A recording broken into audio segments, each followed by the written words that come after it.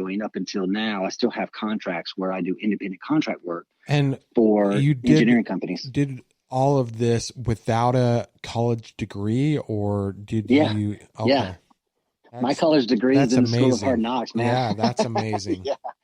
Yeah. So, hey, the story there is like, if you, it's the long game though, right? It's not like, um, 4 years after I should have a degree now Well, where I'm sure I am today, right? It's 20 years down the road, but yeah, I'm sure it helped out that you were already in that industry and stuff like that. So you had a reputation of being a good worker and stuff. yeah, And I'm sure that helped you out. totally. Yeah. That's helped me immensely along the way. Like that one office manager says, like, you're second to none in this industry. Your people skills, your communication skills and that was it. I was quasi HR in different offices. I was not HR, but everybody came to me. Yeah. Now I'm getting into the coaching world. This is where I started, like, back in 2016, 2017. I'm like, what do I want to do with my life? I'm sitting here, doing the work that I didn't want to do. And I was I was in a funk, man. I did not like where I was at. Because I did not want to be sitting behind I was, again, a wasted asset, sitting behind a computer screen, right? And that was ringing in my ears. And I was like, my wife's like, what's wrong? Now it's hard, and she's like, Tim, it's provision. It's provision in the season that we're in right now. And I said, she goes, think about it. It's provision. And you don't even have to think about, because she's heard me say that multiple times. It's like so boring because I could just do this without even thinking. And she's like, you could do this. They're paying you good money to do something that you could just do without really thinking, because I did it well. I did my job really, really well. And so anyway, I'm like, a light bulb went off. Bing. I was like, that's it.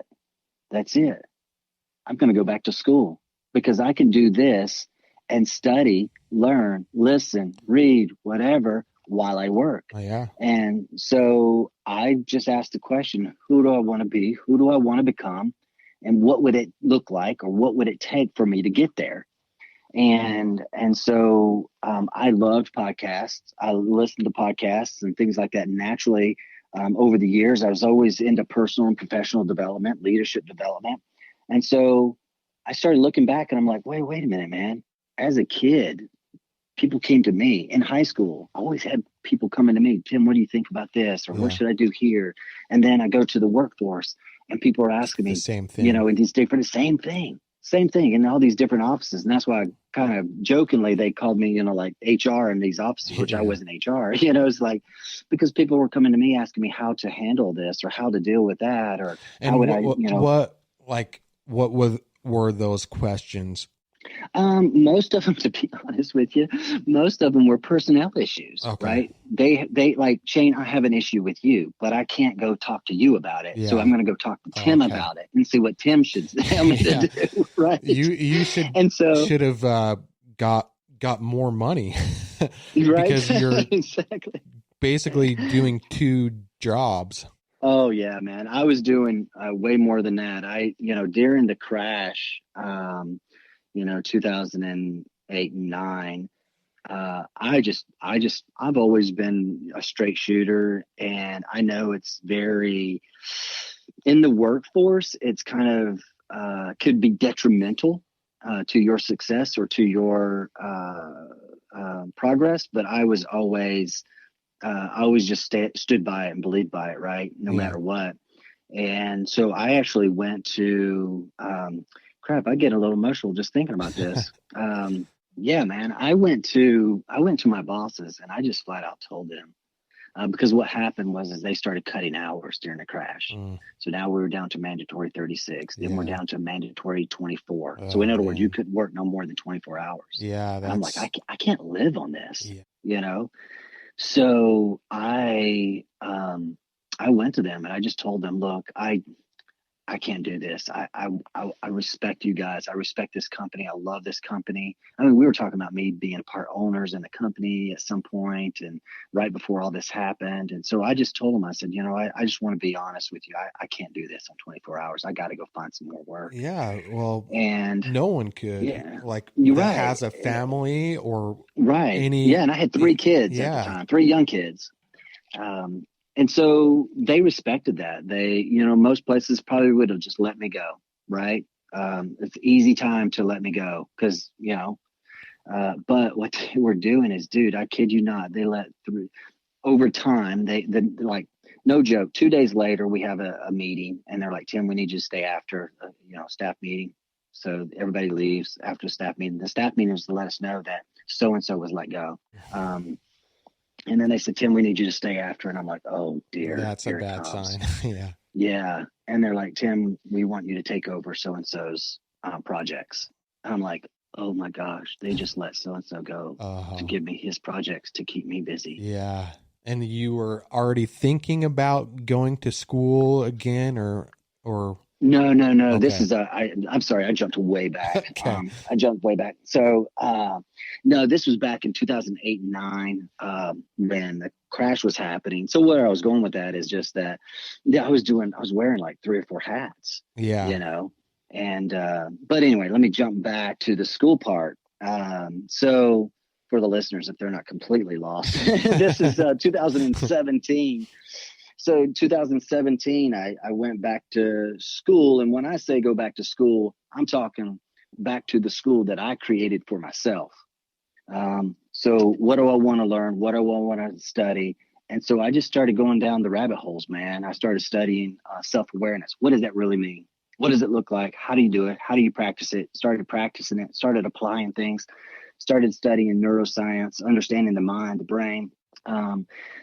Positive psychology, then went down epigenetics, then went down quantum physics, then went down, just all these different training. I mean, I studied for 2 months. I did nothing but study like the Navy SEALs. Yeah. Like, what do they do? What's their thinking? Mm-hmm. How do they chunk things down? All the different tactics, the mental toughness things, right? So I studied all that because I thought, man, if I could understand like what they're doing, how the mental toughness, and we can apply that to our lives and civilian lives. Gosh. Yeah. That's the thing that I find, like, as far as Jocko and people like that go, like, their mental toughness is par none.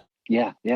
It's amazing. It's powerful, but that's why I started studying the mind, because majority of all of our, shortcomings in life or things that we do is all from it's our mind, right? And the guys that would make it through Bud's training, was their mind, right? A lot of them is the mind gave up. And so I started studying that because I thought, that's where we need to start. That's where everything starts. And so I got into now developing myself so that I could help develop others. And so hence here comes the coaching. So I launched my coaching in 2018 and just started doing personal and professional development coaching, or high performance coaching. I got into studying high performance. Like, what does that look like? What does that mean? And because do you find yourself coaching people from the industry you were working in, or is it just anyone? Yeah, anyone really outside of, and it's funny you mentioned that because that's an industry that probably needs it a lot. And I haven't gone back to that industry, but just rightfully so, just because they don't, and I don't mean it in an offensive way per se, but it's just they don't think that way. They don't, it's just not how they, it's like, most engineers want to avoid things. They're just not really, they don't want confrontation, that they don't want conflict. They just do your job. I'm good. It's like, they're not a lot of good people skills, honestly, so, and that's okay because they're really good at their jobs. Right. But they're terrible leaders, most of them, not all, but the so I have thought about going back to some of that. As a matter of fact, I have a list I got to make. My coach, we were talking about this too, is potentially going back to some of those, circling back, because right now I've just been helping people within real estate Okay. or other industries. Yeah. So yeah, because a lot of this stuff can crosses all industries. The work that I do. So, Yeah. but yeah, man, that's me in a nutshell. So what I get out, I geek out on getting outdoors, hiking, love the outdoors, mainly because of a couple of things. One is a physical act, right? So it's Yeah. working on my physical body, but then Hmm. I do more strenuous type hikes and I push hard so that I'm maintaining my mental strength as well. So when I start to get tired, I start to really rely on, like, where's my mind? Where's my thoughts? What am I thinking? Where am I going? Things like that. So, and then I also love just getting outside and just chilling in the woods, just to chill, just to nourish my soul, Just right? Just camping or to, whatever. I haven't done a lot of camping. Most of it's I'll hike in 3 miles or more, maybe find a stream, and just throw up a hammock and Yeah. just chill there for hours. Just Yeah. sit there, I'll maybe take a book to read and a journal, and that's it. And I'll sit out there literally for hours. Um, and like when I say hours, I'm talking 6 to 8 hours, so and just sit out there and just chill, man. Just listen to the birds, hear the wind blowing, I call it pranking, which is prayer and thinking. So I kind of do a little both. So So is that kind of where you get your inspiration from times like that? Or so ever since me and John started the Iron Will podcast, I found mhm. like it's a lot easier to get inspired because I'm talking to people like Mm, you and people like Seth Howland and yeah.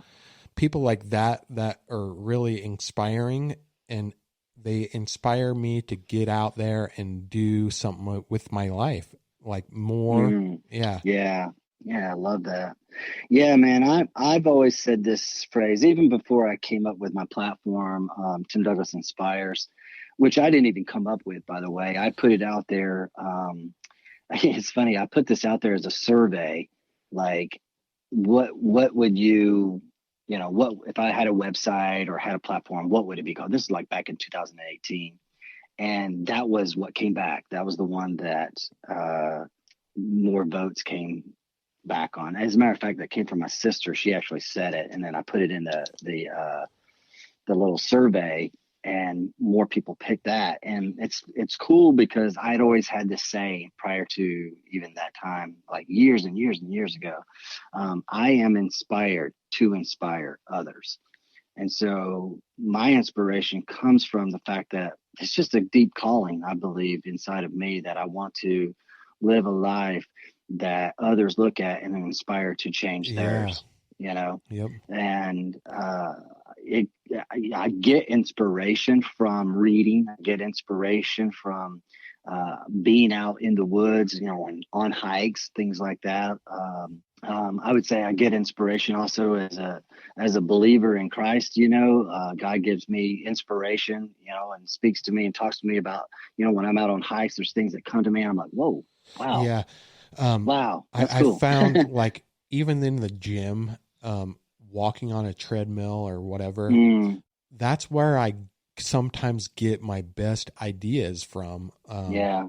So I started the podcast after walking on a treadmill, and I had an idea, just what I if I could inspire people and push them to better themselves. Mm, yeah. Yeah, totally, man. And you're doing it. And you're doing it. Well, thank you. Yeah. Yeah. I mean, really, I mean, it's, uh, I mean, honestly, a lot of people just, accept the situation that they're in, instead of like, no, I'm gonna change it. I'm gonna show up differently in the world. And that's one thing I love to do is just challenge. I'm a challenger by nature, and so as a coach, I like to to challenge, but in a healthy way, right? It's just like, hey, how are you? You know, like I had a call the other day, and this lady was dealing with something, and I just asked her. I said, "So, how are you choosing to show up in that environment?" You know, because it really is about choice, number one, and it's two about